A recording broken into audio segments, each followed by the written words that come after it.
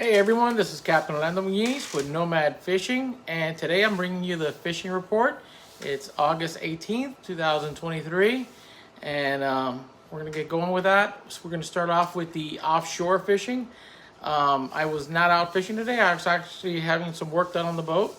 I did speak to another captain that was out. He was actually out looking for mahi today. He says he did find a few, nothing crazy, but he did find some under some birds. He says there was a lack of debris and weed lines, but he did find some birds working, and he was able to find a few nice fish under those birds. Nothing crazy big, just decent gaffer type fish. He also caught 2 or 3 small blackfin tuna, trolling small feathers way back.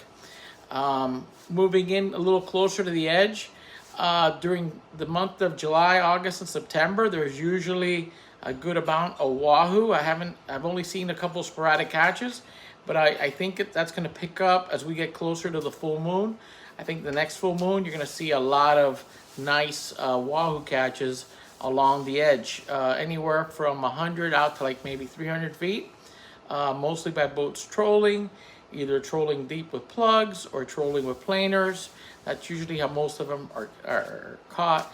Some are going to be caught trolling, like high-speed trolling with big lures like they do in the Bahamas. So that's just something to keep in mind that you can do as we get closer to the full moon.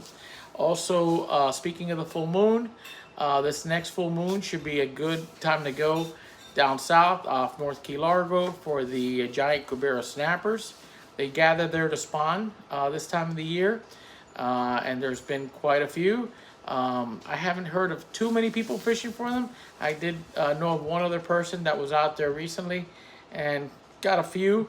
I should say got a few past the sharks, because he wasn't having problems hooking up. He was having problems landing them, which right now, that's a big problem, especially for that fishery. Those sharks are very active at night, and these fish are at about 200 feet of water. So it gives the sharks a lot of time to find that fish and eat it before it gets to the boat. And these are hard pulling fish. You just can't just turn their heads that easily. So as you fight them, the longer you fight them, the more those sharks hone in on them. So it's really kind of sad that we're losing fish to them. I haven't fished for them in quite a while, and I don't know if I'll get around to it this year, but we'll see. But just that's something else you can do while you're there. On the reef, the yellowtail bite has been pretty steady, anywhere from 50 to like 75, 80 feet, depending on the current. That's been pretty good. Off Miami, the yellowtail averaging anywhere from like 14 to 17 inches with a few throwbacks mixed in there. If you get a chance while you're yellowtailing and the speedos come up, try to catch a few speedos, because you can use those for bottom bait, and they work really good on the blacks and the mutton snapper. Speaking of mutton snapper, there's been a few around. Like I said, I was getting some work done on the boat today, but I did speak to one other captain who likes to target them, and I think he caught 2 or 3 today, and they all seem pretty nice. I saw some pictures, and they look like nice fish. So there's still a few of those around. What else? There's a few kingfish around. I actually uploaded a new video for members of the channel on some of the techniques for these summertime kings.